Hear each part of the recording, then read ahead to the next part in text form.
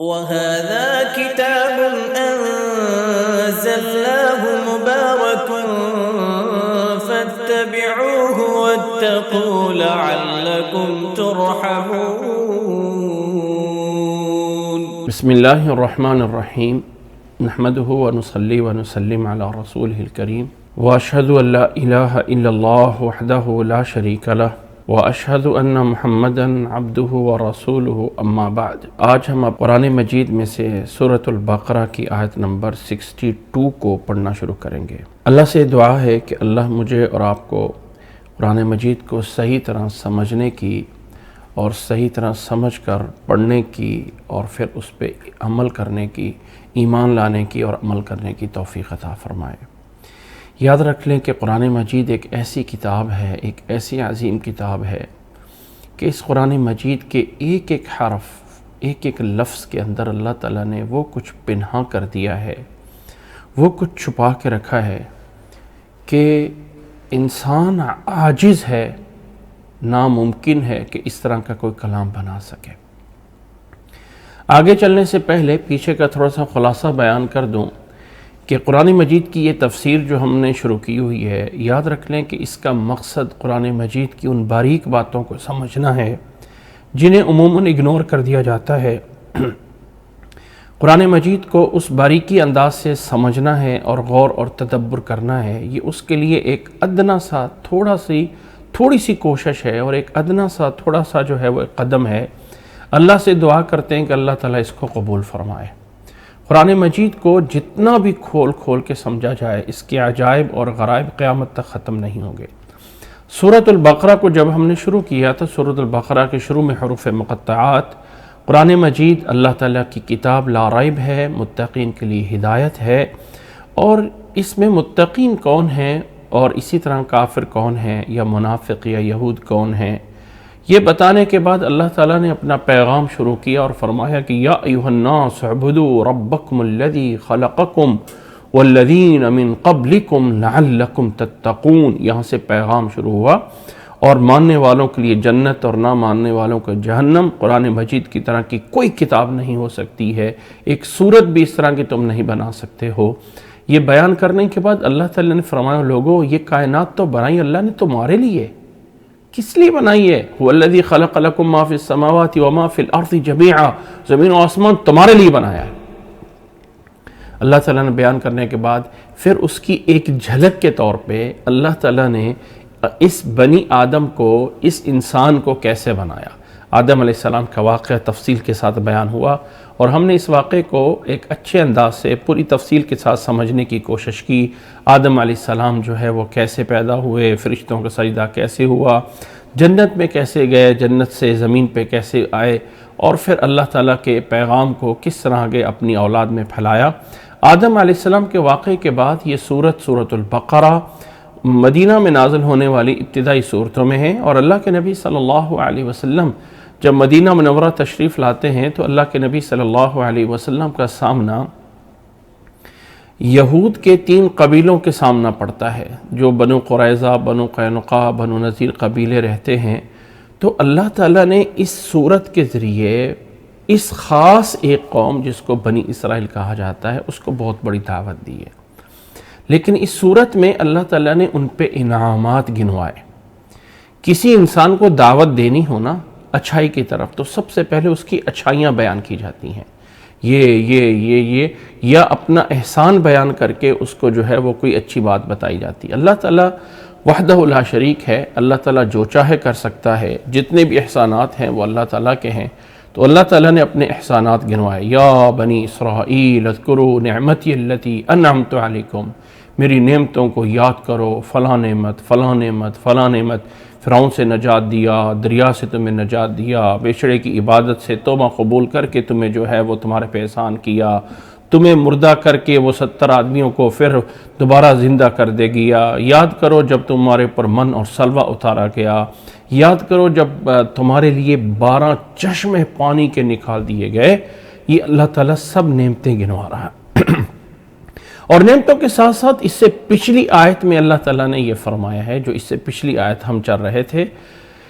کہ فرمایا اس پچھلی آیت میں وَإِذْ قُلْتُمْ يَا مُوسَىٰ لَن نَّصْبِرَ عَلَىٰ طَعَامٍ وَاحِدٍ فَادْعُ لَنَا رَبَّكَ يُخْرِجْ لَنَا مِمَّا تُنبِتُ الْأَرْضُ مِن بَقْلِهَا وَقِثَّائِهَا وَفُومِهَا وَعَدَسِهَا وَبَصَلِهَا قَالَ أَتَسْتَبْدِلُونَ الَّذِي هُوَ أَدْنَىٰ بِالَّذِي هُوَ خَيْرٌ اهْبِطُوا مِصْرًا فَإِنَّ لَكُم مَّا سَأَلْتُمْ وَضُرِبَتْ عَلَيْهِمُ الذِّلَّةُ وَالْمَسْكَنَةُ وَبَاءُوا بِغَضَبٍ مِّنَ اللَّهِ وباءوا بغضب من الله ذلك بأنهم كانوا يكفرون بآيات الله ويقتلون النبيين بغير الحق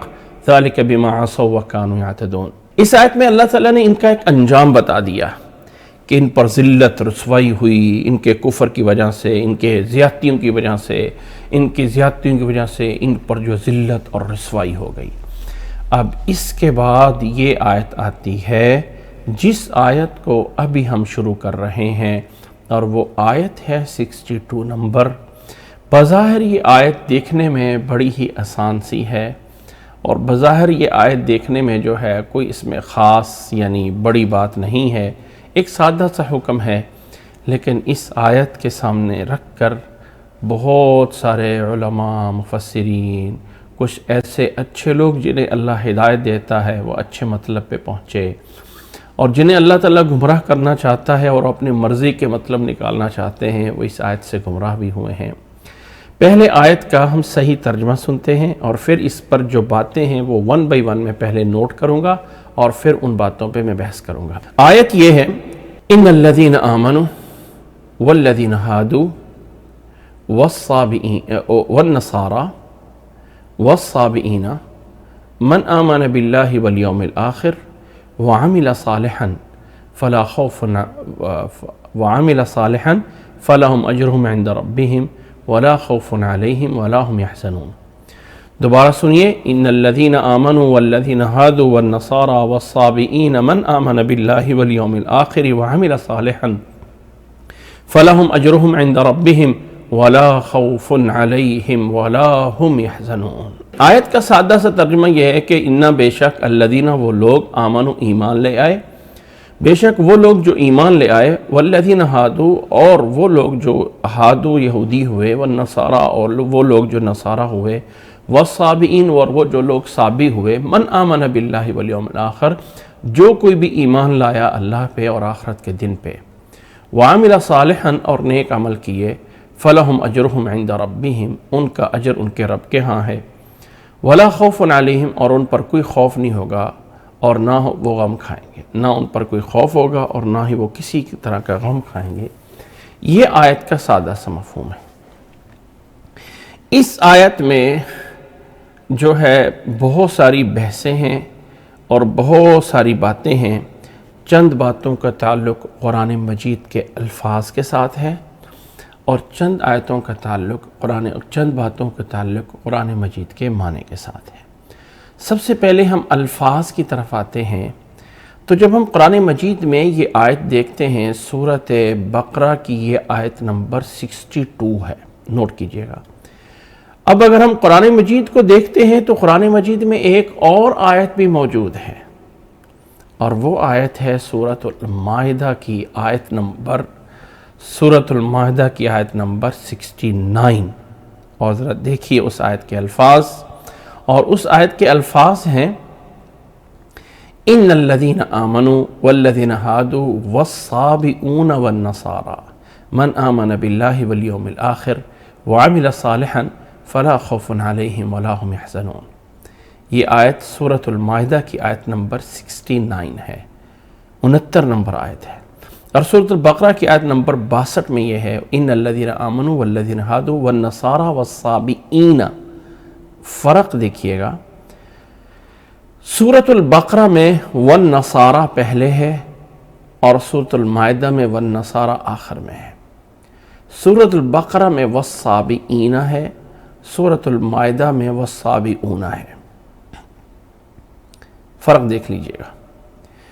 اسی طرح من آمن باللہ والیوم الآخر وعمل صالحا فلہم اجرہم عند ربہم کا اضافہ موجود ہے سورۃ البقرہ میں، اور سورۃ المائدہ میں صرف یہ ہے وعمل صالحا فلا خوف علیہم ولا هم يحزنون، یہ والا ٹکڑا موجود ہے۔ کیا ان دونوں کا معنی سیم ہے؟ اور دونوں کے معنی میں کوئی فرق نہیں ہے۔ آخر اس میں کیا وجہ ہے کہ الفاظ کی تھوڑی سی تبدیلی ہے، اور اس آیت میں کیا وجہ ہے کہ الفاظ کی تھوڑی سی تبدیلی ہے، جبکہ یہ آیت بھی انہی کے بارے میں ہے اور وہ آیت بھی انہی کے بارے میں ہے۔ سب سے پہلے تو میں نے جیسے بتایا ہے، اس میں پہلی بحث میں یہ کر رہا ہوں کہ قرآن مجید کے الفاظ میں یہ چینجنگ جو ہے یہ کیسے ہے، ٹھیک ہے؟ یہ اس کا محل کیا ہے، مقام کیا ہے، تھوڑی سی جو گرامر سمجھتے ہیں میں ان کے حساب سے پہلے بتا دیتا ہوں، اور پھر ہم اس میں معانی اور بلاغت کی طرف جائیں گے۔ قرآن مجید میں انا جو ہے، عربی زبان میں انا جو ہے، اس انا کو انا تاکید کے لیے آتا ہے، اور انا کو حرف مشبہ بالفعل کہا جاتا ہے۔ انا کو حرف مشبہ بالفعل کہا جاتا ہے کہ انا حرف جو ہے یہ حروف مشبہ بالفعل ہے۔ اس کا کام کیا ہوتا ہے؟ یہ انا جو ہے وہ بے شک کا معنی دیتا ہے، کسی بھی کلام کے اندر تاکید پیدا کرتا ہے۔ جب یہ تاکید پیدا کرتا ہے تو اس کا آگے کچھ الفاظ پہ ایک عمل ہوتا ہے، وہ یہ ہوتا ہے کہ اس کے بعد والے آنے والے لفظ پہ جو، جیسے مثال کے طور پہ میں کہہ دوں ان اللہ علی کل شیء قدیر، ان اللہ قدیر، مثال کے طور پہ ان اللہ قدیر، آخر میں را آ جائے گا تو اس میں تنوین آ جائے گی، قدیر، ان اللہ قدیر۔ اس کا عمل یہ ہوتا ہے، وگرنہ اگر یہ انا نہ آئے تو الفاظ کو یوں لکھا جانا چاہیے، الفاظ کو لکھنا جو ہے وہ یوں ہونا چاہیے کہ اللہ قدیر ہونا چاہیے، نہ یہ ہے کہ اللہ آنا چاہیے۔ انا نے یہ کیا کہ اس کو انا نے یہ کیا کہ لفظ اللہ کے آخر میں جو فتحہ آ رہا ہے یہ اس انا کی وجہ سے آ گیا۔ اب معنی میں کیا فرق بنتا ہے؟ معنی میں اللہ قدیر کا معنی یہ ہے کہ اللہ قادر ہے، اور ان اللہ قدیر کا معنی کیا ہے کہ بے شک اللہ قدیر ہے۔ اس انا جو ہے یہ صرف اور صرف اس قدرت، اس معنی میں تاکید کے لیے آتا ہے، ٹھیک ہے؟ اب ذرا اگلی بات دیکھیے گا، ان اللہ قدیر، ٹھیک ہے؟ اگر میں اس میں دو باتیں ایڈ کر دوں، اگر اس میں دو باتیں میں جو ہیں وہ ایڈ کر دوں، میں پہلے مثال نہیں دے رہا ہوں، سمجھا رہا ہوں۔ اگر میں اس کے ساتھ جو ہے یہ لفظ اللہ ہے نا، ہاں لفظ اللہ ہے، اور لفظ اللہ کے ساتھ کچھ اور لفظ بھی ملا دوں، میں مثال کے طور پہ سمجھانے کے لیے میں کہہ رہا ہوں اللہ زما گیا، ورسولہ ورسول لام کے اوپر پیش آئے گا، ورسولہ، اللہ ورسولہ، میں سمجھانے کے لیے کہہ رہا ہوں مثال کے طور پہ صادقون، اللہ اور اللہ کے رسول سچے ہیں، اللہ اور اللہ کے رسول سچے ہیں۔ اب اگر اس کے شروع میں انا لگا دوں تو معنی کیا بن جائے گا؟ ان اللہ ورسولہ صادقون، اللہ اور اللہ کا رسول سچے ہیں۔ اب یہ جو رسول کے اوپر پیش آ رہا ہے، معذرت، انا جب لگایا جائے گا تو اس کے اندر کیا فرق پڑ جائے گا کہ یہ جو زبر ہے اس کا فتحہ آ جائے گا، ان اللہ ورسولہ آ جائے گا، رسولہ پڑ جائے گا۔ اب یہ جو رسولہ ہے ان اللہ ورسولہ بن جائے گا، ان اللہ ورسولہ، جب شروع میں انا لگا دیا گیا تو یہ بن گیا ان اللہ ورسولہ۔ اب ذرا یہ دیکھیے گا، اب یہاں پر ذرا دیکھیے گا کہ یہ اگر انا شروع سے ہٹا دیا جاتا ہے، انا اگر شروع سے ہٹا دیا جاتا ہے تو کلام کے اندر جو ہے اللہ آئے گا، اور ورسول آئے گا، ورسول آئے گا۔ اگر شروع میں انا لگا دیا جائے تو اس بنیاد پہ ان اللہ والرسول بن جائے گا۔ اگلی بات یہ سمجھیے گا کہ اگلی بات یہ ہے کہ انا جو ہے اس کو آخر میں زبر دے رہا ہے، ان آخر میں زبر دے رہا ہے۔ جب انا آخر میں زبر دے رہا ہے تو اب یہ جو رسولہ کیا ہے، یہ جو واو آ رہی ہے، نوٹ کرنا اس بات کو، جو اصل واو تو میں یہ سمجھانا چاہتا ہوں، یہ جو واو آ رہی ہے اور اس کے بعد رسول آ رہا ہے، تو یہ رسولہ پہ آ کے انا جو ہے وہ اپنا عمل کرتے ہوئے یہاں تک پہنچنے میں کچھ کمزور ہو جاتا ہے، کچھ کمزور ہو جاتا ہے۔ تو کمزور ہونے کی وجہ سے یہ جو لہو ہے اس کو ہم ان اللہ ورسولہ اوریجنل بھی پڑھ سکتے ہیں، ان اللہ ورسولہ، اس لیے کہ انا کے اسم پر جو عطف پڑھ رہا ہوتا ہے اس میں دونوں چیزیں جائز ہو جاتی ہیں، اس کا رفع بھی اور اس کا نصب بھی۔ سمجھانا مقصد یہ ہے کہ ویسے اللہ و رسولہ اوریجنل ہے، ٹھیک ہے، اور ان اللہ و رسولہ یہ جو ہے یعنی یہ انا کا جو ہے وہ عمل ہو رہا ہے، یہ جو ہے وہ انا کا عمل ہو رہا ہے کہ وہ یہ کر رہا ہے کہ ان اللہ و رسولہ، یہ جو ہے وہ انا اپنا عمل کر رہا ہے، لیکن اس کے عمل میں ایک چیز ایڈ ہو جاتی ہے، اور وہ یہ ایڈ ہو جاتی ہے کہ یہاں پہ اگر واو حرف عطف اس پہ آ رہا ہے تو واو حرف عطف کے ذریعے اس کا جب رسول کا اس پہ عطف پڑھ رہا ہے تو رسولہ بھی پڑھنا جائز ہے اور رسولہ بھی پڑھنا جائز ہے، رسولہ پڑھنا بھی جائز ہے اور رسولہ بھی پڑھنا جائز ہے۔ انا کے آخر میں زبر ہی آئے گی، کیونکہ لفظ اللہ کے آخر میں زبر ہی آئے گی، لفظ اللہ کے آخر میں زبر ہی آئے گی چونکہ شروع میں انا موجود ہے، لیکن انا کے بعد جو اگلا آ رہا ہے اس پہ زبر بھی دے سکتے ہیں اور پیش بھی دے سکتے ہیں۔ اچھا، جب ہم اس پہ زبر دیتے ہیں تو اس کا معنی یہ ہے کہ ان اللہ ورسولہ، ان اللہ ورسولہ میں یہ جو رسولہ ہے اس کا عطف پڑ رہا ہے لفظ اللہ پہ، تو جو اعراب لفظ اللہ کا ہے وہی اعراب لفظ رسول کا ہے۔ اور جب ہم اس کو رسولہ پڑھتے ہیں، ٹھیک ہے، تو تب ہم یہ کہتے ہیں کہ لفظ اللہ کا جو اوریجنل اعراب ہے وہ تو اللہ و رسولہ ہے، تو انا کا عمل آگے نہیں پہنچتا ہے، تو اس رسول کا جو پیش ہے وہ اس لفظ اللہ کا جو محل ہے، جو جگہ ہے، جو اس کا پوائنٹ ہے، جو اس کا محل اور پوائنٹ ہے مبتدا ہونے کے اعتبار سے، وہ جو اس کی اصل جگہ بنتی ہے انا کے بغیر اس پہ پیش ہے، تو اس لیے اس کا محل پہ عطف پڑ رہا ہوتا ہے، انا کے اسم پہ نہیں، بلکہ انا کا جو اسم کی اوریجنل حالت ہے مبتدا ہونے والی، اس کی وجہ سے اس کے اوپر رسولہ آ جاتا ہے۔ جب ہم یہ باتیں سمجھ گئے تو اب ذرا آئیے ان دو باتوں کی طرف سمجھنے پہ۔ یہ بات میں نے کیوں سمجھائی ہے؟ اس لیے سمجھائی ہے کہ قرآن مجید میں ایک جگہ پہ اللہ تعالیٰ نے فرمایا ہے وَالنَّصَارَى وَالصَّابِئِينَ، اور دوسری جگہ فرمایا وَالصَّابِئُونَ وَالنَّصَارَى، یہاں پہ صابئین ہے اور یہاں پہ صابئون ہے،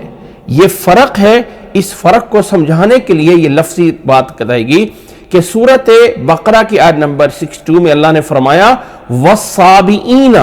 اور سورۃ مائدہ کی آیت نمبر 69 میں اللہ نے فرمایا وَالصَّابِئُونَ، جبکہ آیت وہی چل رہی ہے ان الذین آمنوا والذین ہادوا والنصارى والصابئین من آمن باللہ والیوم الآخر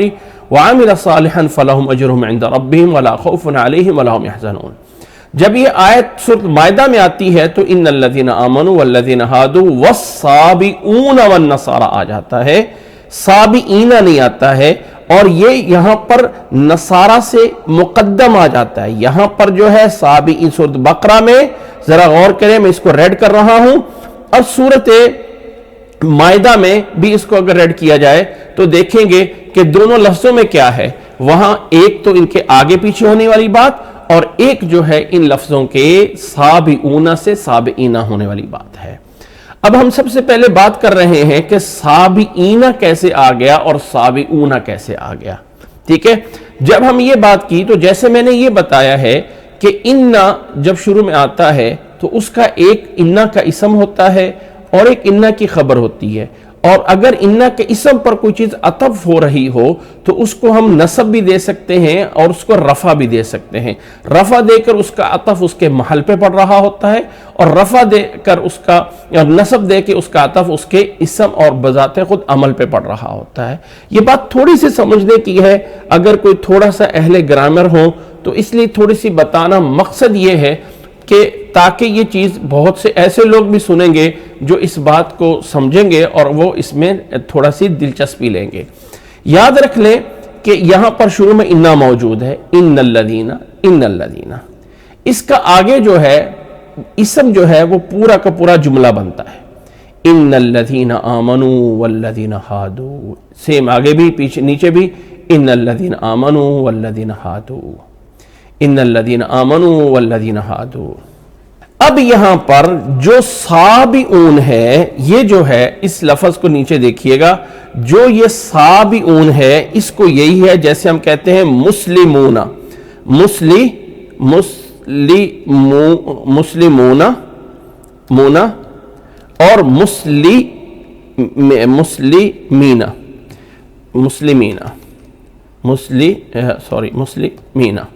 اب یہ جو مسلمون اور مسلمین ہے،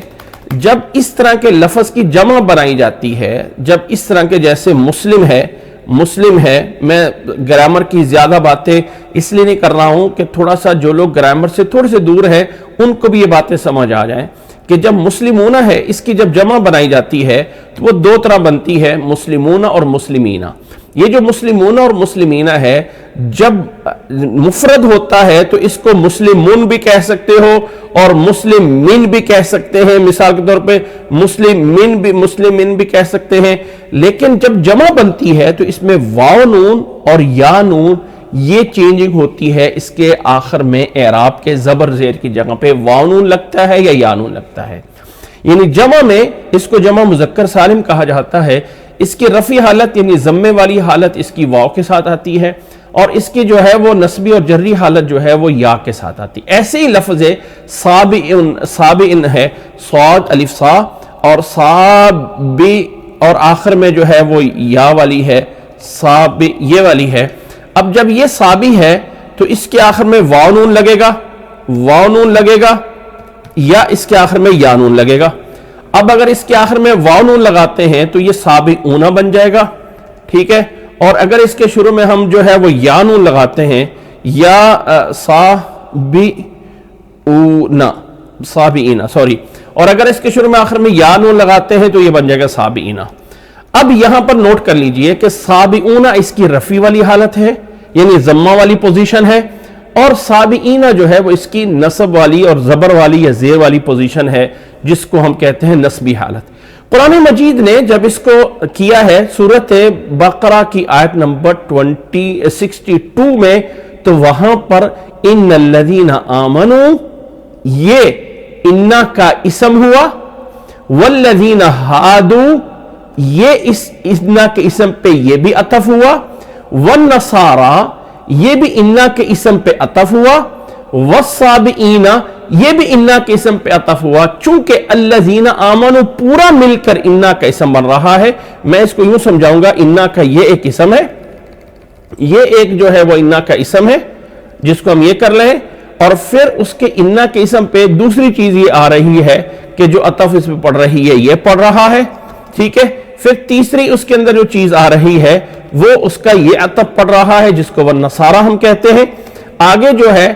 آگے چوتھا پھر اسی پہ آ رہا ہے، اور چوتھے پہ پھر جو ہے وہ چیز یہ آ رہی ہے، اور یہاں پر عطف جو ہے پڑ رہا ہے الصابئین۔ اب ذرا ان تمام لفظوں پہ غور کیجئے گا، تو یہ پہلا ہے جو کہ انا کا اسم ہے، یہ پہلا ہے جو کہ انا کا اسم ہے، اور آگے جو ہے والذین ہادوا یہ اس کے اوپر پہلی چیز کا عطف پڑ رہا ہے، اور والنصارى دوسری چیز کا عطف پڑ رہا ہے، والصابئین تیسری چیز کا عطف پڑ رہا ہے۔ اب یہ جب والذین ہادوا ہے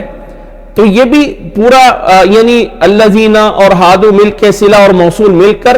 الذین آمنوا کے نسبی حالت پہ ہیں، کیونکہ یہاں اعراب ظاہر نہیں ہونا ہے کہ یہ اسم موصول ہے،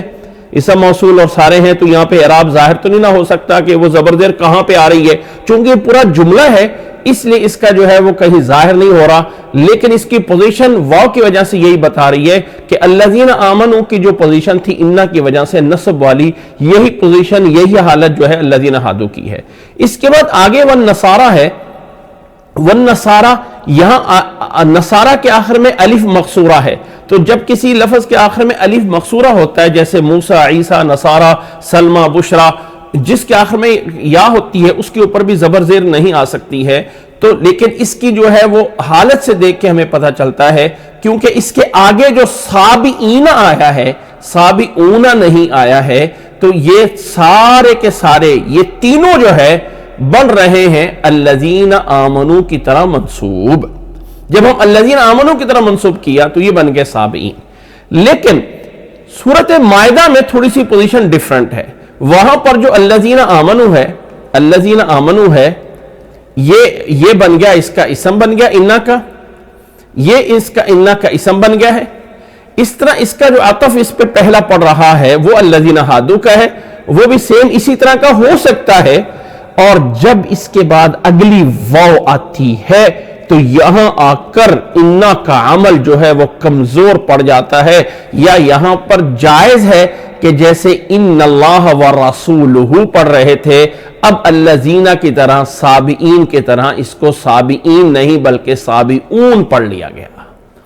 اب اس کے بعد اگلا آ رہا ہے والنصارى، تو اس کے اوپر چونکہ اعراب ظاہر تو ہو نہیں سکتا ہے، تو اس کی کون سی پوزیشن ہوگی؟ ہو سکتا ہے کہ اس کی پوزیشن بھی سابعون کی طرح ہو، تو گویا کہ یہاں پر ان الذین آمنوا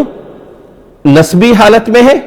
اور الذین ہادوا والصابئون والنصارى، ان میں سے سابعون تو کنفرم ہے کہ رفع حالت میں ہے کہ اعراب ظاہر ہو رہا ہے، جبکہ ہادو کے اندر احتمال ہو سکتا ہے کیونکہ وہاں ظاہر ہوتا نہیں ہے، تو اس کو نصب رفع دونوں بنا سکتے ہیں، النصارى میں بھی رفع نصب دونوں بنا سکتے ہیں، لیکن واللہ عالم جو زیادہ ظاہر ہوگا کہ الذین ہادو کو بنا دیا جائے انا کے اسم کے ساتھ برابر میں کہ یہ اس کی طرح منصوب ہے، اور النصارى جو ہے یہ مرفوع بنایا جائے سابعون کی طرح۔ تو گویا کہ جیسے میں نے یہاں پہ بات سمجھائی تھی کہ ان اللہ ورسولہ اور ان اللہ ورسولہ دونوں طرف پڑھنا جائز ہے، ان اللہ ورسولہ اور ان اللہ ورسولہ، تو عربی گرامر کے اعتبار سے دونوں پوزیشنوں میں یہ جائز ہے۔ اب سوال یہ پیدا ہوتا ہے کہ ابتدائی طور پہ پہلے یہ سوال، اس میں معنی میں کیا فرق پڑے گا؟ اب سب سے پہلے معنی میں ایک یہ چھوٹا سا نقطہ ذہن میں رکھ لیجئے گا، چھوٹا سا نقطہ ذہن میں رکھ لیجئے گا، جب میں اس کو یہاں پہ سمجھاتا ہوں، یہاں پہ ان اللہ ورسولہ صادقون اور ان اللہ ورسولہ صادقون، دونوں کے معنی میں کیا فرق ہے؟ اللہ اور بے شک اللہ اور اللہ کے رسول سچے ہیں، بے شک اللہ اور اللہ کے رسول کے سچے ہیں، ان اللہ ورسولہ، انہ شروع میں موجود ہے، پیچھے تو پتہ ہے نا کہ اللہ ورسولہ کی شروع میں انہ نہیں ہے، معنی میں کیا ڈیفرنٹ ہوگا جب ہم یہ انہ لگائیں اور یہاں پر بھی انہ لگائیں، اور دونوں میں جو ہے رسولہ اور رسولہ میں کیا فرق پڑے گا؟ واللہ عالم۔ ایک ڈیفرنٹ میں یہاں پہ بتا رہا ہوں، آیات کے اندر میں اپنی جگہ پہ بتاؤں گا۔ یہاں پر ایک لغوی لحاظ سے یہ ہوتا ہے کہ انا ایک تاکید کر رہا ہے، بے شک کا معنی دے رہا ہے۔ جب ہم کہتے ہیں ان اللہ ورسولہ صادقون، تو انا کی تاکید انا کے اسم میں بھی ہے اور انا کے اسم پر معطوف میں بھی ہے، اور دونوں کی خبر صادقون، یعنی یہ ہے کہ بے شک اللہ اور بے شک اللہ کے رسول بھی، نوٹ کرنا، بے شک اللہ اور بے شک اللہ کے رسول بھی دونوں سچے ہیں۔ لیکن جب ہم کہتے ہیں وَرَسُولُهُ، تو معنی میں فرق پڑے گا کہ انا کی تاکید لفظ اللہ پر تو ہے، لیکن انا کی تاکید لفظ رسول پر نہیں ہے۔ بے شک اللہ تعالی سچے ہیں اور اللہ کے رسول سچے ہیں، یعنی رسول کے ساتھ بے شک والا معنی نہیں آئے گا، اس کی تاکید جو انا کی ہے وہ یہاں پہ نہیں آئے گی۔ اب ذرا ان آیات پہ غور کیجئے کہ اللہ تعالیٰ یہ بتا رہا ہے کہ ان الذین آمنوا والذین ہادوا،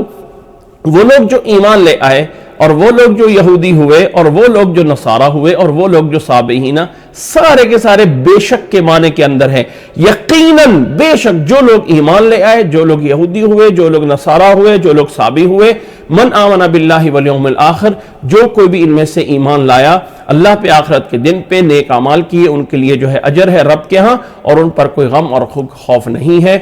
کوئی غم اور خوف نہیں ہے، وَلَا هُمْ يَحْزَنُونَ۔ جی، اور سورۃ مائدہ میں اگر ہم کہیں کہ تاکید انا کی صرف آمنو اور یا صرف آمنو کے ساتھ ہے یا صرف آمنو اور ہادو کے ساتھ ہے، نوٹ کرنا، ان الذین آمنو، بے شک وہ لوگ جو ایمان لے آئے، والذین ہادو، اور وہ لوگ جو یہودی ہوئے، کیا یہ بھی تاکید میں شامل ہے؟ ہو سکتا ہے شامل ہے، ہو سکتا ہے شامل نہ ہو، لیکن والصابئون شامل نہیں ہے، کیونکہ اس کو رفع حالت دے دی، یہاں پہ اس کو نصبی حالت تھی، یہاں پر اس کو رفعی حالت جب دے دی ہے، تو انا کا جو تاکید والا معنی آ رہا تھا، اب اس معنی کے اندر بے شک والے معنی میں صابئون نہیں آئے گا، نصارہ نہیں آئے گا، یا ہو سکتا ہے کہ اس کے اندر ہادو بھی نہ آئے، کیونکہ ہادو کے اندر اعراب تو شو نہیں ہو رہا ہے، تو پیچھے آگے والا لفظ بتا رہا ہے کہ شاید یہ لفظ بھی جو ہے وہ رفع حالت میں ہو اور صرف انا کی تاکید انا کے ساتھ ہو اور آگے والوں کے ساتھ ہو کہ جو لوگ یہودی ہوئے، جو لوگ صابی ہوئے، جو لوگ نصارہ ہوئے، ایمان لایا ان میں سے جو کوئی اللہ پہ، آخرت کے دن پہ، نیک اعمال کیے، ان پر کوئی خوف اور ان پر کوئی غم نہیں ہوگا۔ یہ تھی بات جو لفظی اعتبار سے لفظوں میں چند ایک اختلاف سے ہمیں پتہ چلا۔ اب ذرا آتے ہیں معنی پہ، اور وہ معنی جو تفسیر کے لحاظ سے کرتا ہے۔ یاد رکھ لیں کہ قرآن مجید میں سورۃ بقرہ کی آیت نمبر 62 میں بہت سارے مسائل اور بہت ساری باتیں نکلی ہیں۔ سب سے پہلے میں وہ بات بتا دوں کہ دنیا کے اندر ایک ایسا فرقہ موجود ہے جو یہ کہتا ہے، نوٹ کریں، مسلمان بھی صحیح ہیں، یہودی بھی صحیح ہیں، عیسائی بھی صحیح ہیں، اور باقی بھی صحیح ہیں۔ ہر ایک مذہب اپنی اپنی جگہ پہ صحیح ہے، ہر ایک مذہب اپنی اپنی جگہ پہ صحیح ہے، اور ان تمام مذہبوں میں سے دلیل یہ ہے کہ وہ توحید پہ ایمان لائیں تو ان کے لیے نجات ہے، ان کے لیے نجات ہے۔ اس فرقے کی یا اس مذہب کی دلیل کیا ہے؟ قرآن مجید کی آیت نمبر 62۔ اللہ تعالیٰ نے فرمایا کہ ایمان والے، یہودی، نصارہ، صابئین، جو کوئی بھی ایمان رکھتا ہے اللہ پہ، آخرت کے دن پہ، ان کے لیے اجر ہے اور کوئی غم اور خوف نہیں ہے۔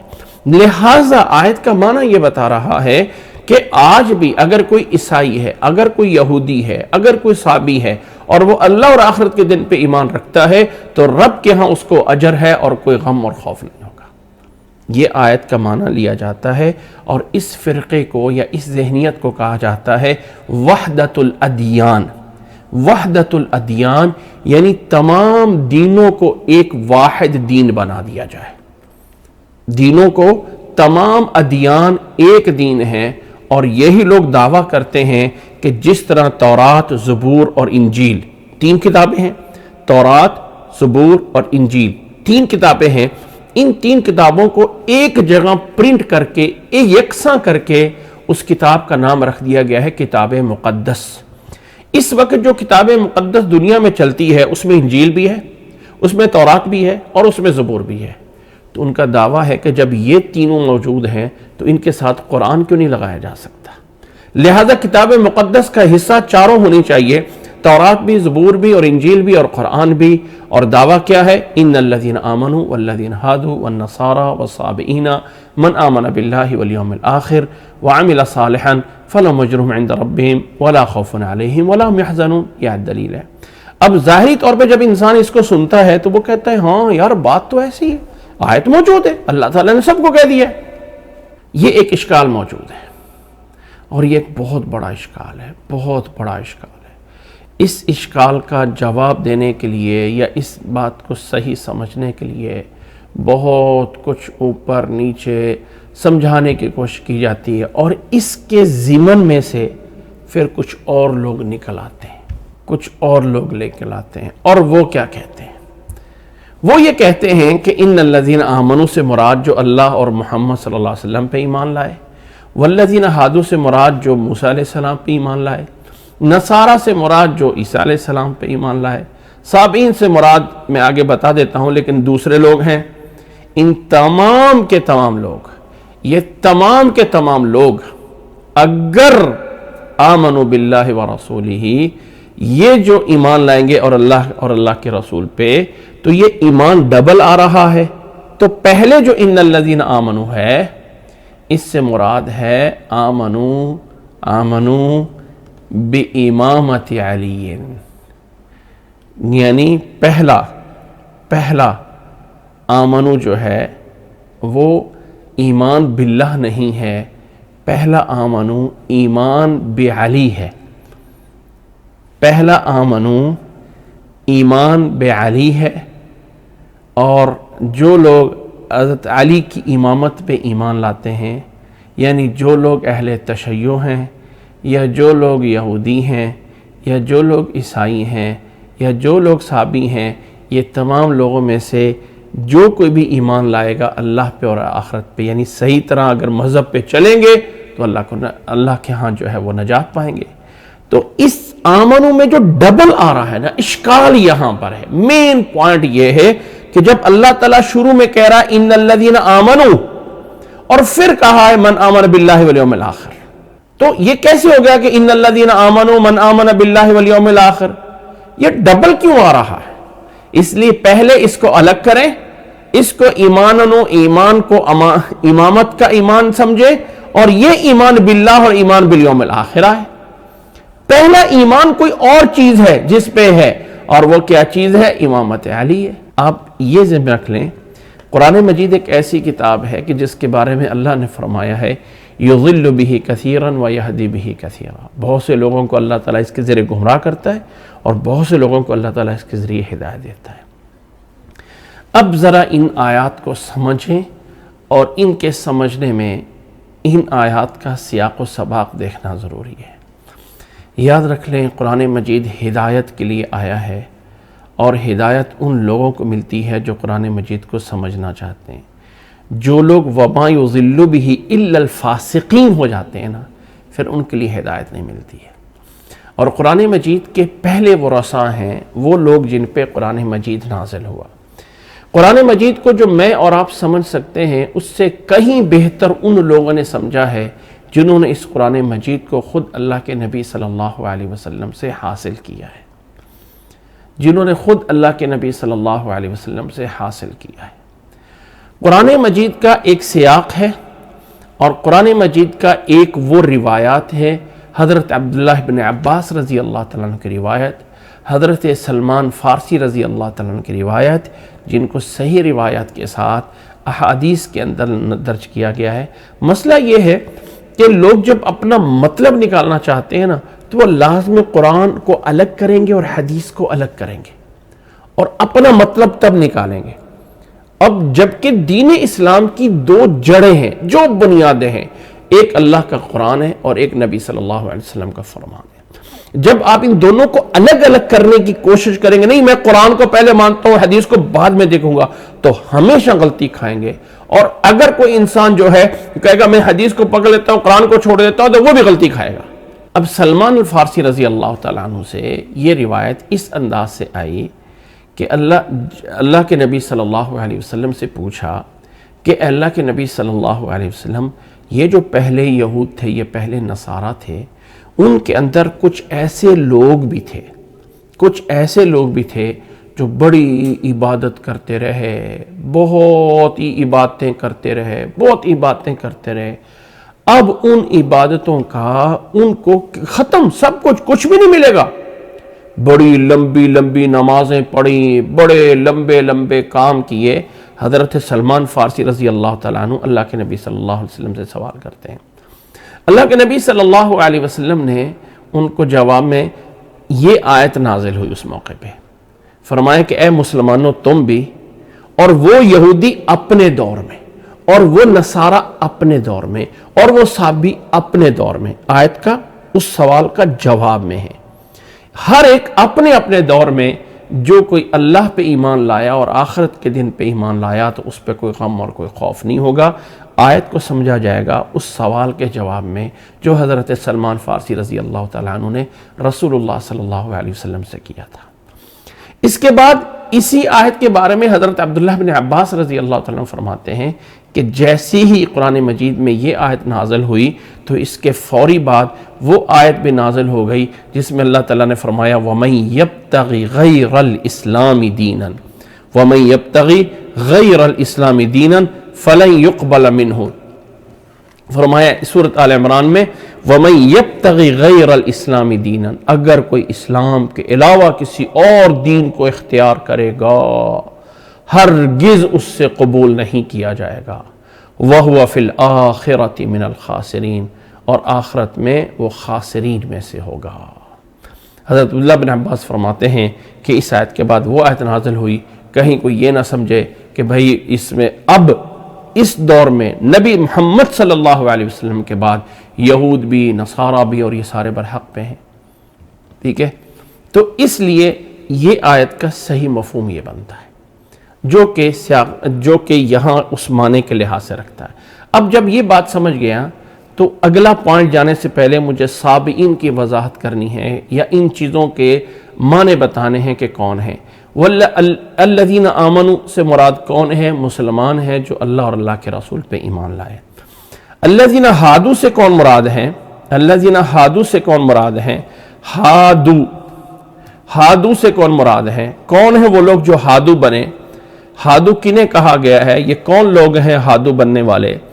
یاد رکھ لیں کہ اس سے مراد لیا جاتا ہے یہود۔ اچھا، یہود کو یہود کیوں کہا جاتا ہے؟ قرآن مجید کی ایک آیت ہے کہ انہوں نے کہا تھا ہدنا الیک، یعنی تبنا الیک، ہدنا الیک، انہوں نے کہا تھا ہدنا الیک، انہوں نے کہا تھا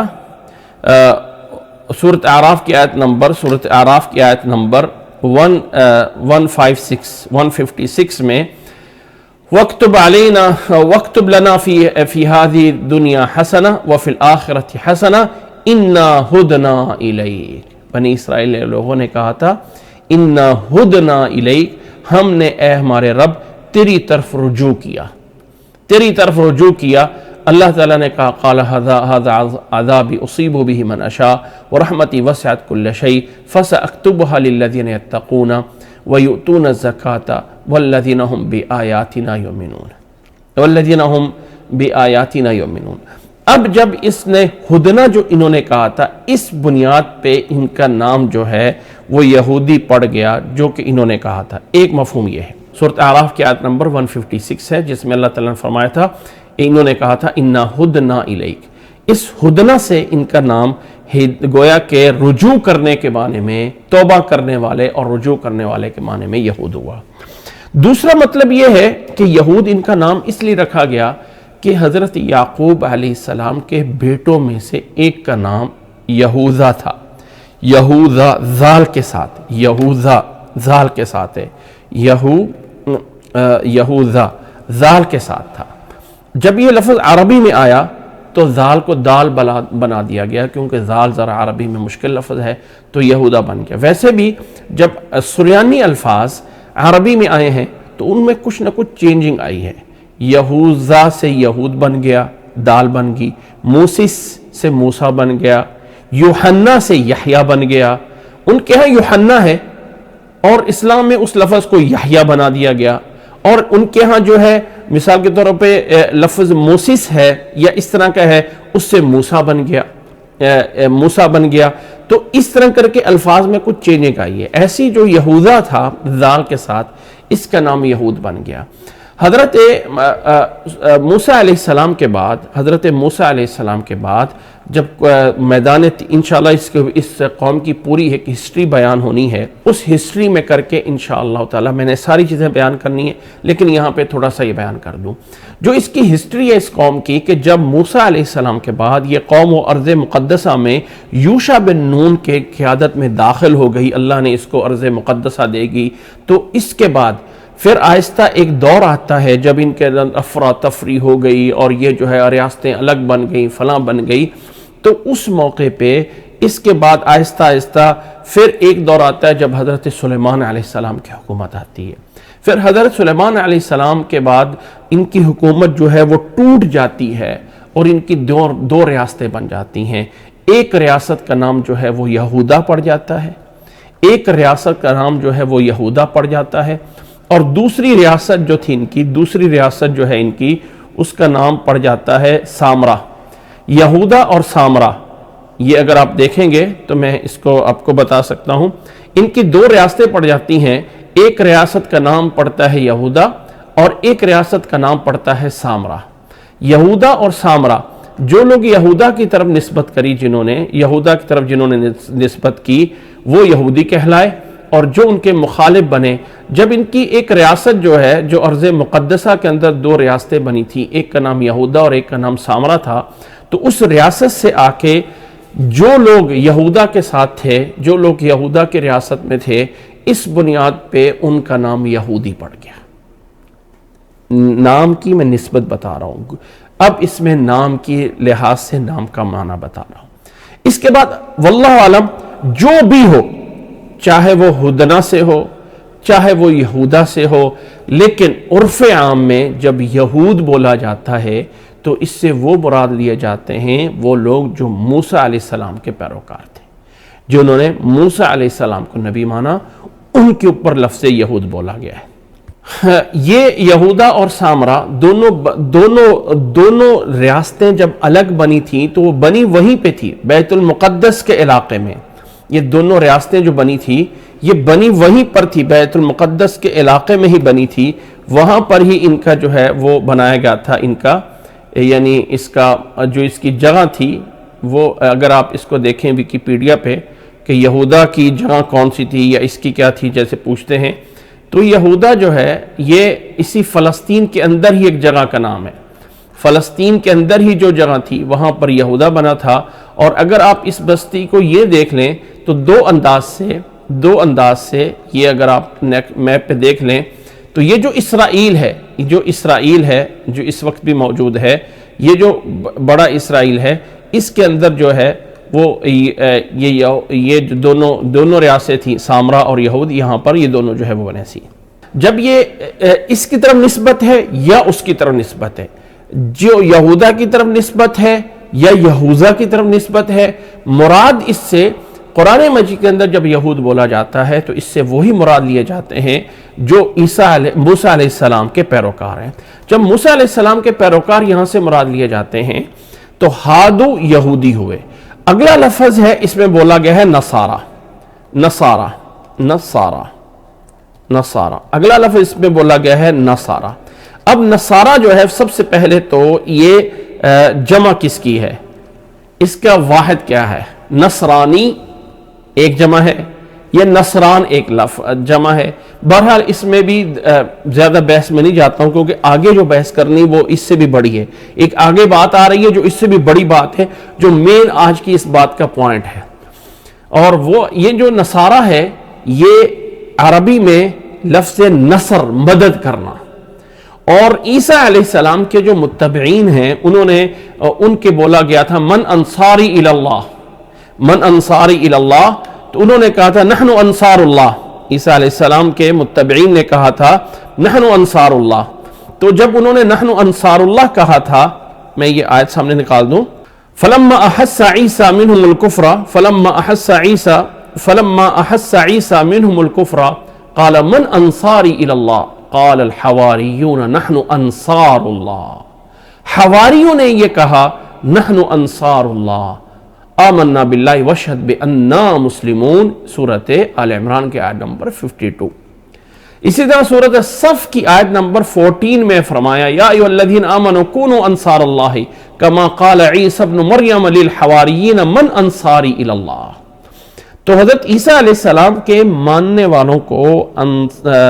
انصار بولا گیا تھا، اور انصار سے یہ جو ہے وہ نصارہ بنا ہے. یہ ایک رائے ہے، لیکن واللہ عالم جب ہم اس کو گرامرلی لحاظ سے بولتے ہیں اور ان کی زبان کو عربی زبان کے ساتھ اٹیچ کرتے ہیں تو یہ نصارہ جمع بنے انصار کی یا انصاری کی یا فلاں کی، جبکہ ان کی زبان میں تو اور تھی، ان کی زبان تو عبرانی یا سریانی زبان تھی، اور نصارہ یا نصر لفظ تو عربی کا ہے۔ یہ آیا اس لفظ سے لیا گیا ہے مسلمانوں کے ہاں ان کو مخاطب کرنے کے لیے؟ ہاں ہو سکتا ہے۔ پھر اس کی واحد کیا ہے؟ انصاری ہے، انصاری ہے یا نصاری ہے۔ اور جو گرامر کو دینے والے ہیں وہ کہتے ہیں نصارہ جو ہے اس کی مفرد آتی ہے نصران سے، تو نصران سے نصارہ بن گیا ہوا ہے۔ واللہ علم، ہم اس بحث پہ میں زیادہ نہیں جانا چاہتا ہوں، اگر ضرورت پڑی تو بعد میں اس بحث کو کر لیں گے، یہ الفاظ آگے بھی بہت سی جگہ پہ آئیں گے۔ لیکن قرآن مجید کے اندر جب بھی نصارہ بولا گیا ہے اس سے مراد عیسیٰ علیہ السلام کو ماننے والے ہیں۔ ہم اس مطلب پہ آتے ہیں کہ ہادو سے مراد یہود جو موسیٰ علیہ السلام کو ماننے والے، نصارہ لفظ ان پر اس انصاری کی وجہ سے بولا گیا، یا ایک بستی تھی نصارہ، یہ جیسے یہودا ایک علاقہ تھا جس کی وجہ سے ان کو یہود بولا گیا، یہ بستی تھی نصارہ جس کی طرف انہوں نے جا کے پناہ لی تھی، جس کی وجہ سے ان کا نام نصارہ پڑ گیا۔ یہ اس وجہ سے نام ہے یا اس وجہ سے ہے؟ برحال یہ عیسیٰ علیہ السلام کو ماننے والے ہیں۔ تیسرا لفظ آتا ہے اس کے اندر صابئین، تیسرا لفظ اس میں آتا ہے صابئین، تیسرا لفظ اس میں آتا ہے صابئین۔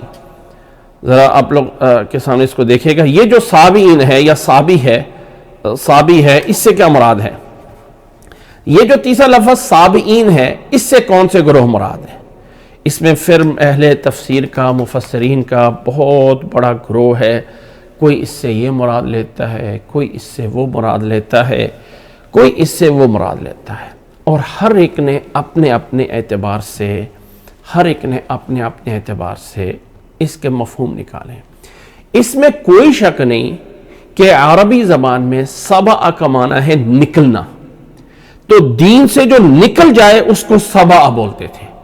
نبی صلی اللہ علیہ وسلم کے دور میں جو لوگ مسلمان ہوتے تھے ان کو وہ صابی کہتے تھے کہ یہ انہوں نے اپنے آباء و اجداد کے دین سے نکل گئے ہیں، اس لیے ان کو سبع۔ حضرت عمر رضی اللہ تعالیٰ عنہ جب مسلمان ہوئے تو ان سے کسی نے پوچھا اسبوتا، کیا تم صابی بن گئے ہو؟ کہنے لگا نہیں، اسلمت، میں مسلمان بن گیا ہوں۔ تو سبع بنیادی طور پہ نکلنے کے لیے لفظ استعمال ہوتا ہے۔ اب ان کا ایک معنی ہے کہ صابئین یہ ایک الگ فرقہ ہے جو نصارہ سے نکلا ہوا ہے، اور اسی طرح یہ ایک وہ بھی فرقہ ہے جو یہود سے نکلا ہوا ہے۔ گویا کہ یہود سے نکلنے والے فرقے کا نام بھی صابئین ہے،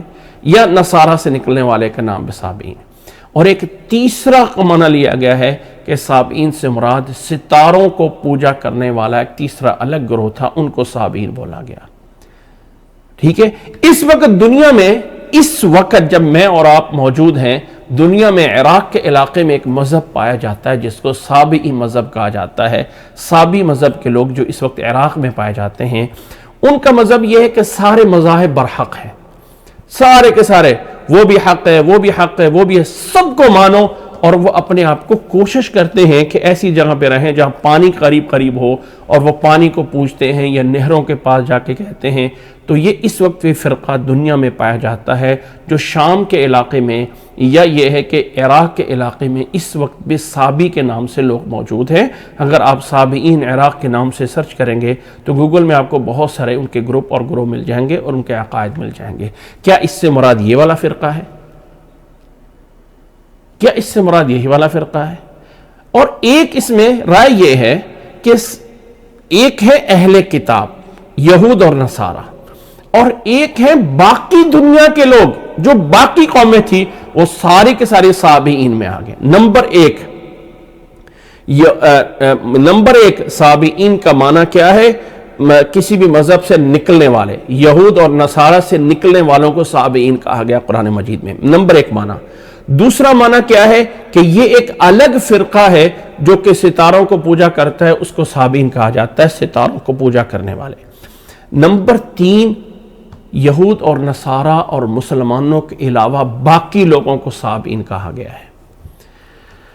اور ہمارے بر صغیر کے ایک بہت بڑے عالم گزرے ہیں، اللہ ان کی قبر پہ اللہ تعالیٰ ہزاروں کروڑوں رحمتیں نازل فرمائے، ڈاکٹر اسرار احمد کے نام سے شاید لوگ واقف ہوں، جانتے ہوں۔ وہ صابئین کو کہتے تھے کہ یہ صابئین سے مراد وہ الگ گروہ ہے۔ ایک اگر ہم اس مذاہب کو آ کے پڑھیں جو ہندوستان میں پرانے سے پرانے مذہب پائے جاتے ہیں، گوتم بدھ اور فلاں، جب ان کا کوئی قرآن مجید میں یا کہیں تذکرہ نہیں ہے، لیکن لگتا ہے کہ کوئی ایسا نبی اس طرف بھی آیا تھا۔ اللہ تعالیٰ نے اپنے انبیاء، کیونکہ قرآن مجید میں اللہ تعالیٰ نے فرمایا ہے وَمَا مِن قَرْيَةٍ إِلَّا کہ کوئی ایسا بستی نہیں ہے جس کی طرف ہم نے کسی کو رسول بنا کے نہ بھیجا ہو، قرآن مجید میں موجود ہے۔ تو یہاں پر بھی ایک نبی یا رسول آیا تھا، اور ہو سکتا ہے کہ وہ سابعین ہوں، کیونکہ قرآن دیکھیں یہود جو ہے موسیٰ علیہ السلام کی طرف نسبت تو ہے نا، اللہ کے پیغمبر ہے، نصارہ جو ہے وہ موسیٰ علیہ السلام کی طرف نسبت تو ہے نا، اور سابعین کا معنی اگر ستارے کی پوجا کرنے والے، اگر پانی کی پوجا کرنے والے، اگر ان سے نکلنے کا معنی لیا جائے تو آگے اللہ تعالیٰ کہتا ہے سابعین میں سے بھی جو ایمان لایا اللہ پہ اور آخرت کے دن پہ، اس پہ کوئی غم اور خوف نہیں ہوگا، ہاں کوئی غم اور خوف نہیں ہوگا۔ تو لہٰذا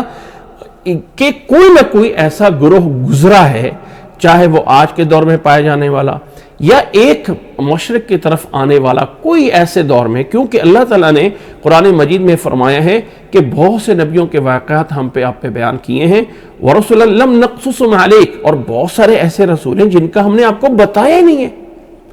بہت سے رسولوں کا بتا دیا ہے اور بہت سے رسولوں کا نہیں بتایا۔ تو سابعین بھی ایسا، یا سابعی بھی ایک ایسا فرقہ ہوگا جس طرح کا ایک یہود ہے، جس طرح کا ایک نصارہ ہے، اور جس طرح کا ایک اسلام ہے، یہ اپنے دور میں ان کو کہا گیا ہے کہ ایمان لائے اللہ پہ اور آخرت کے دن پہ، تو ان کے لیے بھی کوئی غم اور خوف نہیں ہوگا۔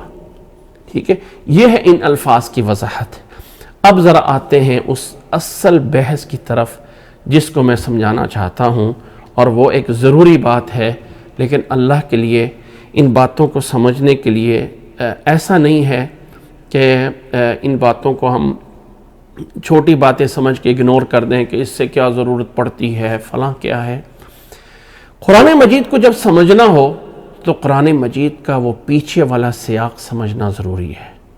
وہ پیچھے والے مقاصد لے کے سمجھنا ضروری ہے۔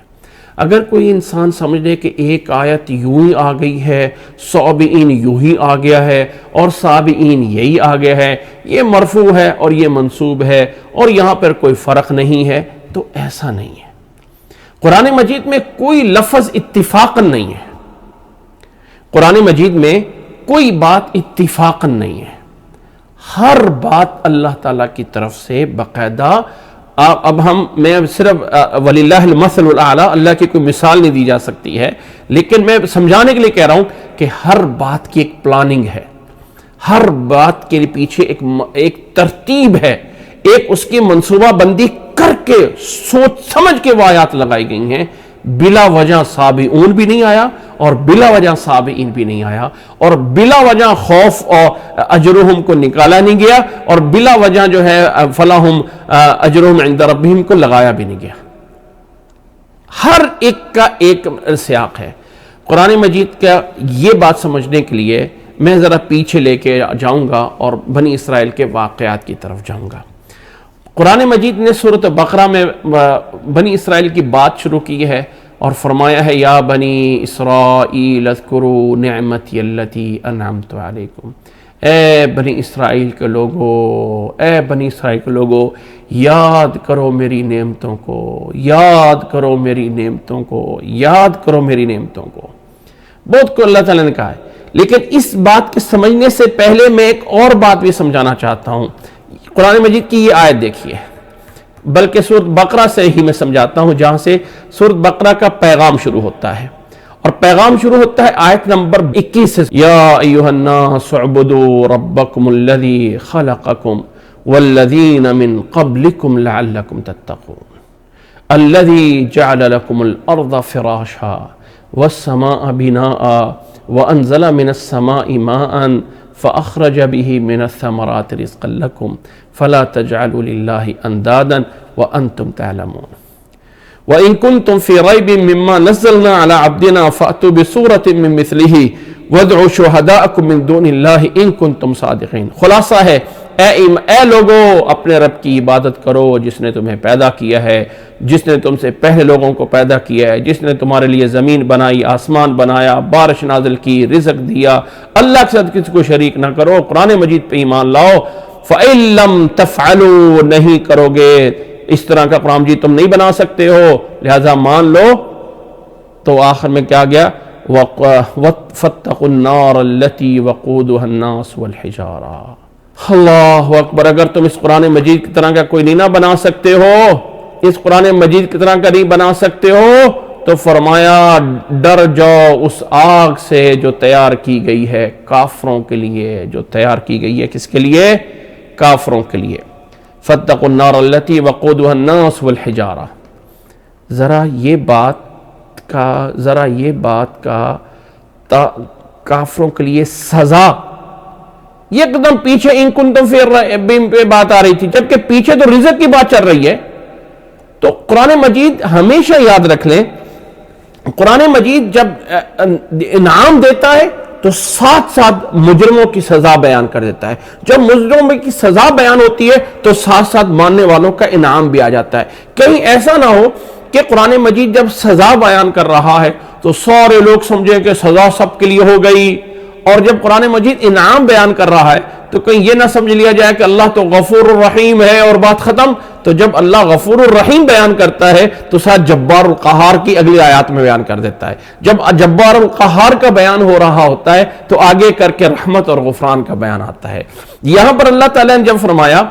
فرمایا کہ جیسے اعدت للکافرین، جہنم کی بات آئی تو فوری آگے بات آ گئی وبشر الذین آمنوا وعملوا الصالحات،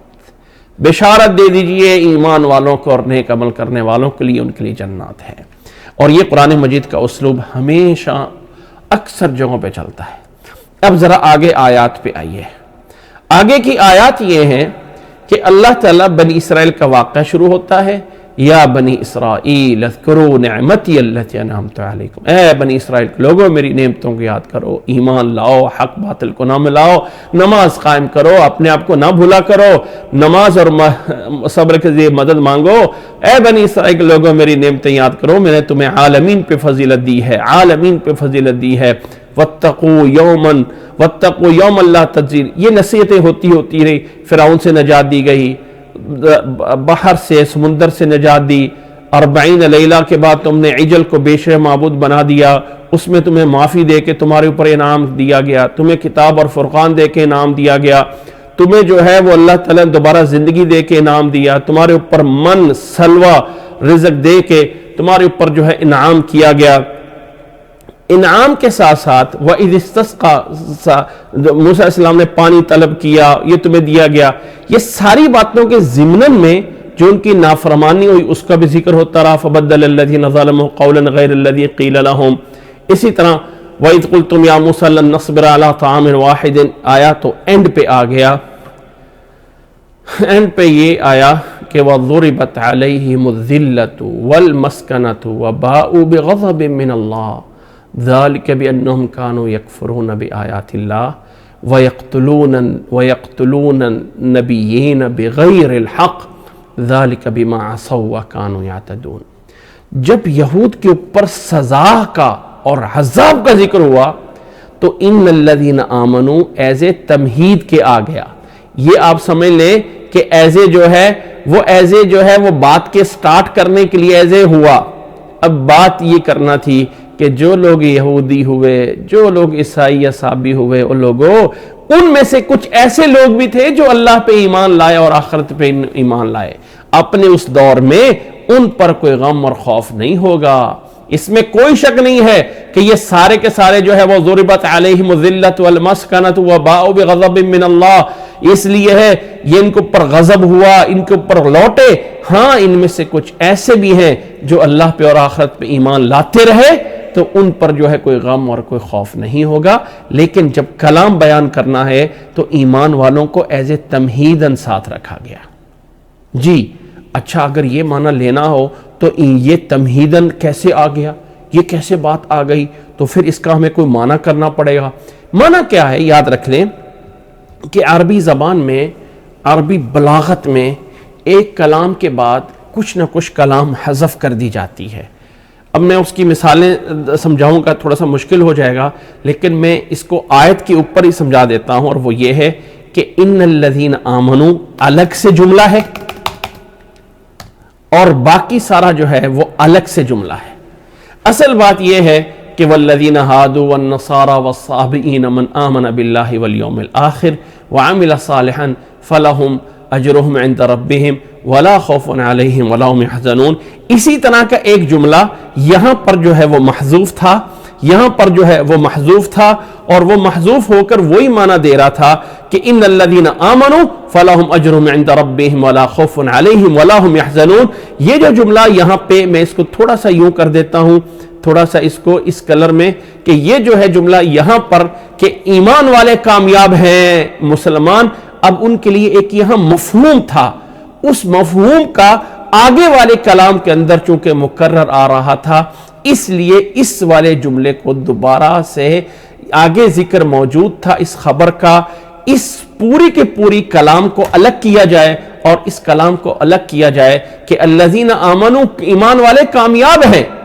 اسی طرح وہ لوگ جو یہودی ہیں، عیسائی ہیں، صابئی ہیں، ان میں سے بھی جو ایمان لائے اللہ پہ اور آخرت کے دن پہ، نیک اعمال کرتے رہے، ان پر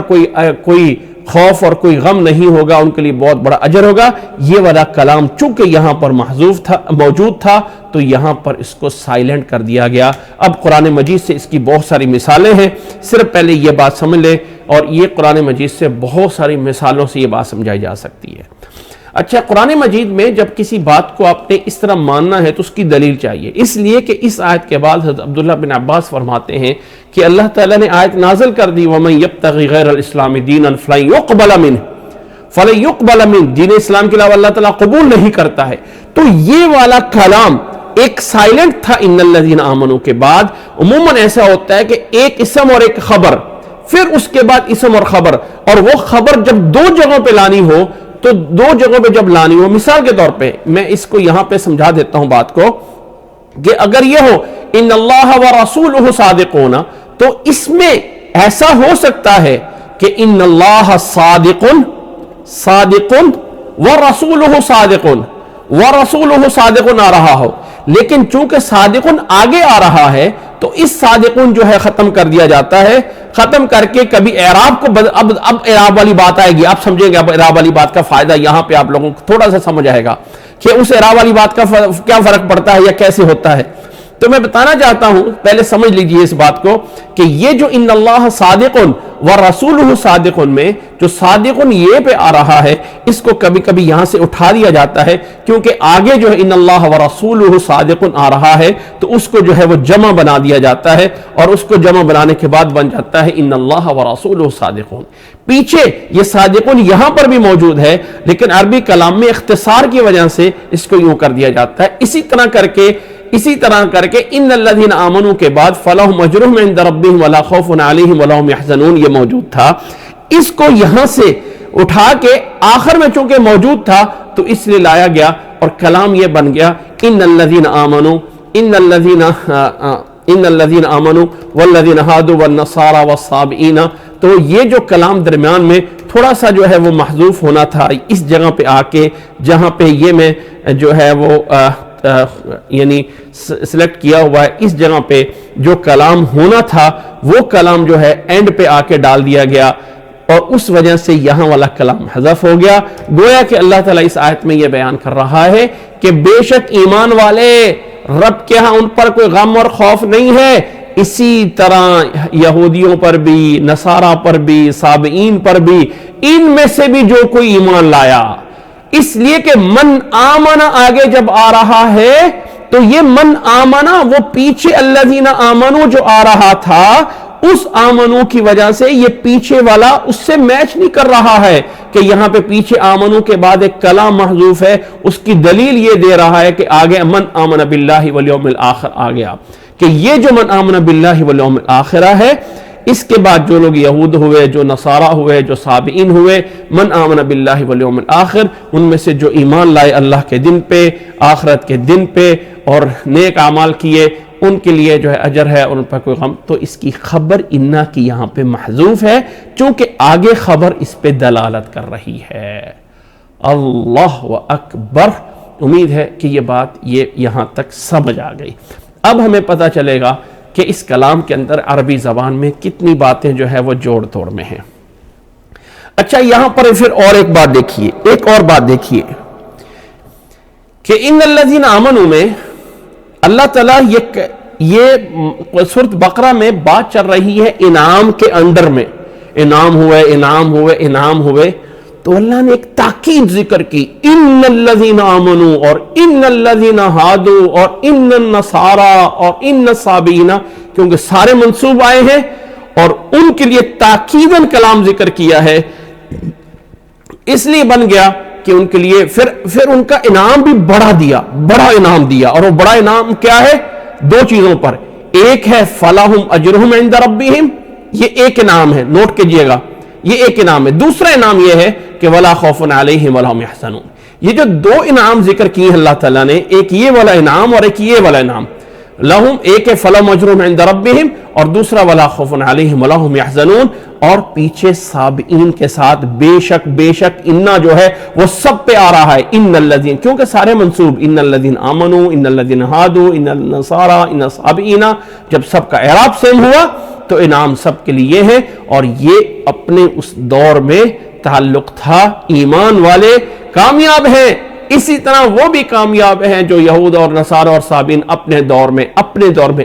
دور کا معنی حضرت عبداللہ بن عباس کی روایت کو سامنے رکھتے ہوئے اور اس کلام کا پورا سیاق و سماق رکھتے ہوئے کہ اپنے دور میں ان پر کوئی غم اور خوف نہیں ہوگا۔ اللہ تعالیٰ نے جب پیچھے فرمایا کہ فَبَاءُوا بِغَضَبٍ مِّنَ اللَّهِ، تو سوال پیدا ہوتا تھا کہ اب ان میں سے جو لوگ ایمان لاتے رہے تو کیا وہ بھی سارے غضب میں چلے گئے؟ اللہ نے آگے والی آیت میں ان لوگوں کو نکال لیا کہ ہاں اس بنی اسرائیل میں سے جو لوگ ایمان لاتے تھے صحیح، اور جو آخرت پہ ایمان لاتے تھے اللہ پہ اور آخرت کے دن پہ، کیونکہ اللہ پہ اور آخرت کے دن پہ صحیح ایمان تبھی پورا ہو سکتا ہے جب اللہ کے رسولوں کو بھی مانا جائے، احکامات کو بھی مانا جائے، جو اللہ نے بتایا جو اس طرح کرتے تھے ان پر کوئی غم اور کوئی خوف نہیں ہوگا۔ اور اب ذرا آئیے اور سورۃ مائدہ کا سیاق و سباق دیکھیے۔ وَقَالَتِ الْيَهُودُ يَدُ اللَّهِ مَغْلُولَةٌ، یہودیوں نے کہا اللہ کا ہاتھ تو بند ہے، اللہ نے فرمایا غلت ایدیہم وَلُعِنُوا بِمَا قَالُوا بَلْ يَدَاهُ مَبْسُوطَتَانِ، اللہ نے ان کا بڑا رد کیا۔ پھر فرمایا وَلَوْ أَنَّ أَهْلَ الْكِتَابِ آمَنُوا وَاتَّقَوْا، اگر یہ اہل کتاب کے ایمان لاتے تو ہم ان کو بخش دیتے، لیکن ایسا نہیں ہوا، اور اگر وہ تورات اور انجیل کو قائم کرتے اور جو کچھ نازل کیا ہے تو اوپر اور نیچے سب سائڈوں سے نعمتیں آتی ہیں۔ یہ بات پوری ہونے کے بعد مخاطب کیا یا ایھا الرسول بلغ ما انزل الیک من ربک وان لم تفعل فما بلغت رسالتہ واللہ یعصمک من الناس ان اللہ لا یہدی القوم الکافرین، اے رسول جو کچھ آیا ہے آپ کی طرف اسے پہنچا دیجئے، بیان کر دیجئے۔ پھر فرمایا قل یا اہل الکتاب لستم علی شیء، نوٹ کرنا رسول کا پیغام دینے کے بعد اگلی آیت، یہ اہم آیت ہے، آیت نمبر 68، فرمایا اے اہل کتاب کے لوگ لستم علی شیء، تمہارا کچھ بھی نہیں ہو، تم کچھ بھی حیثیت نہیں رکھتے ہو، لستم علی شیء، کوئی ویلیو نہیں ہے تمہاری۔ کیوں ویلیو نہیں ہے؟ حتی تقیموا التوراۃ والانجیل وما انزل الیکم من ربکم، تورات اور انجیل کا مخاطب کرنے سے پتہ چلا یہاں اہل کتاب سے مراد صرف یہود یا نصارہ نہیں ہے، یہاں سے مراد دونوں ہے، کیونکہ تقیموا التوراۃ والانجیل آ گیا، وما انزل الیکم من ربکم، اور جو کچھ نازل ہوا، ولا یزیدن کثیرا منہم ما انزل الیک من ربہم طغیانا وکفرا، جو کچھ نازل ہو رہا ہے ان کی طرف، اس کی وجہ سے وہ کفر اور طغیان میں آگے ہی بڑھیں گے۔ فلا تأس علی القوم الکافرین، ان کافروں پہ کوئی ترس نہ کھائیے، ان کا کوئی لحاظ نہ کیجئے۔ اگلی آیت آتی ہے وہی آیت ان الذین آمنوا والذین ہادوا والصابئون والنصارى، یہاں پر صابئین کی جگہ پہ صابئون آ گیا اور نصارہ کو اینڈ پہ لگا دیا۔ من آمن باللہ والیوم الآخر وعمل صالحا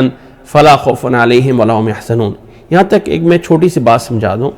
کہ عربی میں واو حرف عطف ہے، دو چیزوں کے جمع کرنے کے لیے آتا ہے. اس واو کے جمع کرنے میں دونوں چیزیں برابر ایک کام میں ہوتی ہیں، چاہے وہ پہلے چاہے وہ پہلے، اس میں کوئی فرق نہیں ہوتا. لیکن سیاق کے اعتبار سے فرق ہوتا ہے کہ پہلے کس کو لایا گیا اور بعد میں کس کو لایا گیا. اس کلام کے کنٹیکسٹ کے اندر اس کا ایک ویلیو ہوتی ہے. تو یہاں پر اللہ تعالیٰ نے سابعون کو مقدم کیا، نصارہ کو پیچھے کیا، ٹھیک ہے. اور یہاں پر یہ آیت اب اسی جگہ پہ دیکھیں جہاں پر ہم پہلے پڑھ رہے تھے اس آیت کو، کہ اللہ نے فرمایا ان الذین آمنوا والذین ہادوا والصابئون والنصارى. گویا کہ یہاں پر وہ تاکید ختم کرنا مقصد ہے. یہاں پر اللہ تعالیٰ وہ پکی بات کرنا چاہتا ہے کہ سب لوگوں کے لیے یہ ہے کہ ان پر جو ہے وہ اجر ہے اور ان پر کوئی غم اور کوئی خوف نہیں ہے، ٹھیک ہے. اور یہاں پر سورۃ بقرہ کا سیاق نعمت والا ہے، تو اللہ نے کہا سب لوگوں کے لیے پکی بات ہے کہ جو ایمان لائے اور ان پر کوئی غم اور کوئی خوف نہیں ہوگا. سورۃ مائدہ میں ذرا ان کو ڈانٹ دی جا رہی ہے، تو فرمایا ان الذین آمنوا تو نسب میں ہے، پکی بات ہے. لیکن جو یہودی ہیں، عیسائی ہیں اور صابی ہیں، وہ رفی حالت میں، بے شک وہاں ختم کر دو ساتھ، بے شک صرف الذین آمنوا کے ساتھ لگاؤ اور باقیوں کے ساتھ بے شک ختم کر دو اور کہو کہ یہودی عیسائی اور جو ہیں ان پر کوئی غم اور خوف نہیں ہے. اور ان پہ انعام کی بات وہاں پہ نہیں ذکر کی، اجر والی، وہاں پر اجر والی بات کا ذکر نہیں کیا، اس لیے کہ وہاں ان کو جب کہا جا رہا تو الذین ہادوا والنصارى والصابین میں صابین کو پہلے رکھ دیا اور نصارى صابئون بنا کے اس میں صابئون کو پہلے رکھ دیا، نصارہ کو بعد میں رکھ دیا گیا، ٹھیک ہے. اور اس کو تینوں کو ہم رفع حالت میں لائیں گے. اور گویا کہ یہاں پر اس کو رفع حالت میں دے کے انا کی جو تاکید ہے معنی کے لحاظ سے، وہ اب الذین ہادوا کے ساتھ، الذین یعنی النصارى یا صابین کے ساتھ بے شک والی بات نہیں ہے. اب یہاں پر فرمایا من آمن باللہ والیوم الآخر فلا خوف علیہم ولا هم يحزنون. گویا کہ سورۃ مائدہ کا جو کلام کا سیاق ہے وہ چل رہا ہے جس میں یہودیوں کو برا بھلا کہا گیا ہے، تو وہاں پہ انا کی تاکید صرف ایمان والوں کے ساتھ ہے اور باقیوں کے ساتھ انا کا عمل جیسے ختم ہے، انا کا وہ والی تاکید کا معنی بھی نہیں ہے، کیونکہ وہاں اللہ ان کو ڈانٹنا چاہتا ہے. اس لیے وہاں پہ صابئون آ گیا، صابئین نہیں آیا، کیونکہ انا والی تاکید میں اس کو شامل کرنے کا مقصد نہیں تھا. جبکہ سورۃ بقرہ میں اس صابئین کو انا والے بے شک میں ایڈ کرنا تھا، اس لیے لہم اجرہم کا اضافہ بھی موجود ہے. لیکن وہاں پہ ان کو ڈانٹ تھا تو ان کو انا کا بے شک والے معنی میں بھی نہیں ایڈ کرنا تھا. عام سی بات کرنی تھی، یہود اور عیسائی جو ان میں سے جو ایمان لائے ان پر کوئی غم اور کوئی خوف نہیں ہوگا. کیونکہ اگلی آیت پھر اس سے جو ہے وہ آگے چل رہی ہے اور اگلی آیت جو ہے وہ پھر آگے آتی ہے. اللہ تعالیٰ نے فرمایا ان الذین آمنوا والذین ہادوا والصابئون والنصارى من آمن باللہ والیوم الآخر وعمل صالحا فلا خوف علیہم ولا هم يحزنون. پھر فرمایا لقد اخذنا میثاق بنی اسرائیل وارسلنا الیہم رسلا کلما جاءهم رسول بما لا تهوى انفسهم فریقا کذبتم وفریقا تقتلون. یہ والی بات جو ہے سورۃ مائدہ میں چل رہی تھی، اس لیے صابئون آ گیا اور صابئین نہیں آیا ہے. امید ہے کہ شاید یہ بات کسی حد تک میں کوشش کر رہا ہوں کہ سمجھ میں آ گئے. انشاءاللہ تعالی اللہ تعالیٰ جو ہے وہ ہمیں یہ ساری باتیں سمجھنے کی توفیق عطا فرمائے. کوئی مشکل نہیں ہے لیکن پھر بھی تھوڑی سی باریک سی باتیں ہیں. قرآن مجید کا اعجاز ہے. قرآن مجید ایسی نہیں ہے بلاغت کی کتاب کہ بس یہ تو کتاب ایسی ہے. قرآن مجید کے ہر لفظ کو اس کی جگہ پہ جس کیفیت میں رکھا گیا ہے اس کیفیت میں بھی اس کا ایک مطلب ہے. اب ذرا اس بات کے بعد اگلا ایک اور مقام آتا ہے قرآن مجید کا، اور اس اگلے مقام پہ قرآن مجید نے ایک اور کمال کر دیا. اور وہ آیت ذرا دیکھیے، اس آیت کو میں نے کاپی پیسٹ پہلے سے کر کے رکھا تھا، اور وہ سورۃ حج کی آیت نمبر ہے 17. یہاں پر فرمایا اللہ تعالیٰ نے، اور آیت کا سیاق بدلتا ہے اور فرمایا ان الذین آمنوا والذین ہادوا والصابئین والنصارى، اور ایڈ ہو جاتا ہے والمجوس والذین اشرکوا، اور مشرکین الگ ایڈ ہو جاتے ہیں. سورۃ حج کی آیت نمبر 17 اللہ نے فرمایا ان الذین آمنوا والذین ہادوا والصابئین والنصارى والمجوس والذین اشرکوا ایڈ ہو جاتے ہیں ان اللہ یفصل بینہم یوم القیامہ ان اللہ علی کل شیء قدیر. جب بات ہوئی ہے فیصلے کی، جب بات ہوئی ہے فیصلے کی کہ قیامت میں فیصلہ اللہ نے کرنا ہے،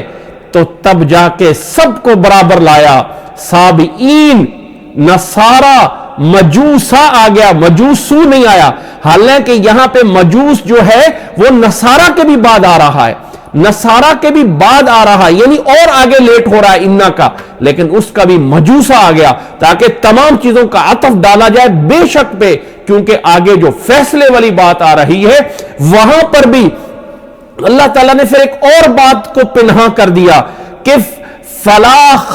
فرمایا یہاں پر جو ہے لفظ رب بھی نہیں بولا ہے، کیونکہ جب فیصلہ ہونا ہے رب کی طرف سے تو برابر ہونا ہے. ان اللہ یفصل بینہم یوم القیامہ ان اللہ علی کل شیء قدیر. اگر آپ سورۃ بقرہ میں دیکھ لیں تو فرمایا فلہم اجرہم عند ربہم، وہاں پہ رب کا مناسب ہے، تھوڑا سا اجر کا ذکر ہے نا، تھوڑا سا انعام ہے تو رب کی بات آنی ہے. یہاں پر بھی ایمان، یہود، نصارہ، صابین، لیکن رب کا فلہم اجرہم عند اللہ نہیں، عند ربہم، تھوڑا سا پنہا دینا مقصد ہے. لیکن جب سورۃ حج میں بات ہوتی ہے تو یہاں پر فیصلہ کرنا ہے، اور فیصلے میں تو سب برابر ہونا ہے نا، اور فیصلے میں کوئی رحم نہیں ہوتا ہے. رب کا فیصلہ جو ہے وہ اب اٹل فیصلہ ہے، تو وہاں پر ان اللہ یفصل بینہم آ رہا ہے تو یہاں پہ سب کی تاکید ایک ساتھ آئی ہے. ان الذین آمنوا والذین ہادوا والصابئین والنصارى، اور دو گروہ ساتھ اور مل گئے، والمجوس والذین اشرکوا، مجوسی بھی اور مشرک بھی. ان کو اللہ تعالیٰ سب کو ایک ساتھ نہیں رکھے گا قیامت کے دن. ایسا نہیں ہوگا کہ یہ سارے برابر ہوں گے، ایسا نہیں ہوگا کہ سب کے سب ایک ہی طرح ہوں گے. اور یہ آیت ان لوگوں کا رد کر رہی ہے جو وحدت الادیان کے قائل ہیں. اسی آیت کو لے کے وحدت الادیان کا دعویٰ کرتے ہیں کہ دیکھو ان الذین آمنوا والذین ہادوا والنصارى سورۃ بقرہ میں موجود ہے، جو تمام دینوں کے بارے میں یہ کہتی ہے کہ سارے دین میں سے جو کبھی اللہ کے اور آخرت کے دن پہ ایمان لائے گا ان لوگوں کا جواب ہے سورۃ حج کی آیت نمبر 17 جس میں اللہ نے فرمایا ان الذین آمنوا والذین ہادوا والصابئین والنصارى والمجوس والذین اشرکوا ان اللہ یفصل بینہم یوم القیامہ. یہاں سب پہ تاکید برابر ہے، اور ان ربہم یفصل نہیں آیا. جیسے اجر کی بات تھی تو رب آیا، پالنے والا ہے نا، جب فیصلہ کرنے والا ہے تو وہ معبود ہے، وہ فیصلہ کرے گا اپنی پاور کے ساتھ. اس لیے الہٌ ان اللہ یفصل بینہم یوم القیامہ ان اللہ علی کل شیء شہید. بے شک اللہ تعالیٰ ہر چیز پہ جو ہے وہ گواہ ہے. اللہ اکبر، اللہ اکبر. یہ چند باتیں ہیں جو اس آیت میں ہیں، اور بھی بہت ساری باتیں نکالنا چاہیں یا بہت ساری باتیں کرنا چاہیں تو ہم ان آیات میں کر سکتے ہیں. یہ تھوڑی سی بھی باتیں اللہ تعالیٰ ہمیں یاد رکھنے کی اور اللہ تعالیٰ ہمیں ان باتوں کو سمجھنے کی توفیق عطا فرمائے. اللہ تعالیٰ آپ سب لوگوں کو جزائے خیر عطا فرمائے. اللہ مجھے اور آپ کو عمل کرنے کی توفیق عطا فرمائے.